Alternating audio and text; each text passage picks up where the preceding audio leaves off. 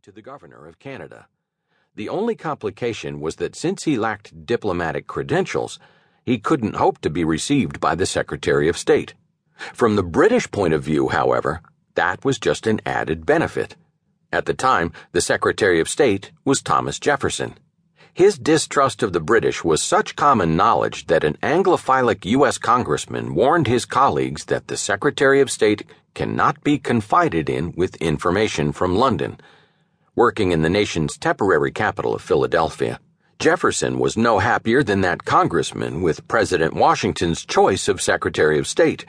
He felt constrained at every turn, shut up in the four walls of an office, as he later put it, the sun ever excluded. For the first time in his life, Jefferson wasn't in charge. President Washington was. And he had co-workers who were on his level or straining to be just a little above it, notably Alexander Hamilton, the Secretary of the Treasury. Leadership at the State Department was a position well suited to Jefferson's conviction that the primary function of federal government was foreign affairs. But in practice, he spent much of his time brooding over the outrages, real or perceived, perpetrated against him by Hamilton. Nonetheless, arriving at the State Department headquarters on High Street every morning, Jefferson duly presided over his staff of 5 employees, 4 clerks and a messenger. When Beckwith finally traveled to Philadelphia for high-level meetings on Nootka, he bypassed the State Department on High Street entirely and continued on to Walnut Street, where he conferred with Hamilton on the impending war.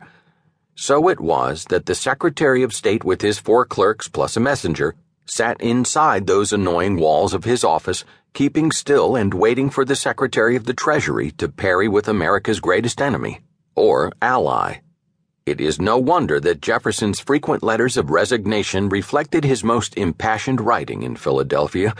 Deliberate as usual and a politician to the core, Jefferson stoically worked through his friend President Washington, who spoke for Hamilton, who spoke for Beckwith, who spoke for the British Foreign Office in the newly evolved mechanism of Anglo-American statecraft.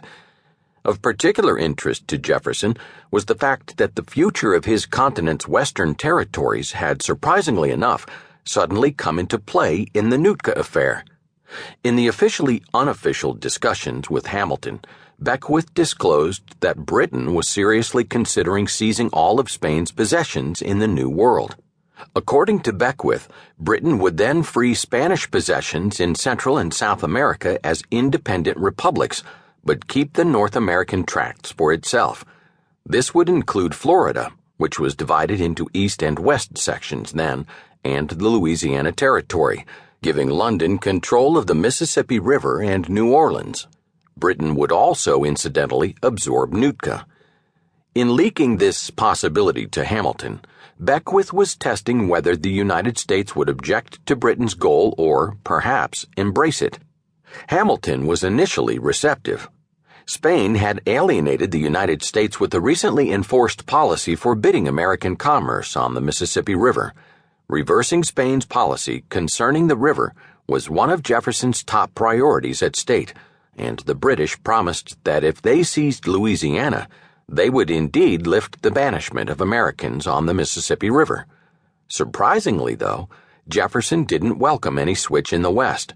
Although the United States was an infant nation and an exhausted one in terms of war, Jefferson was determined to protect the Louisiana Territory, without even the remotest expectation of ownership.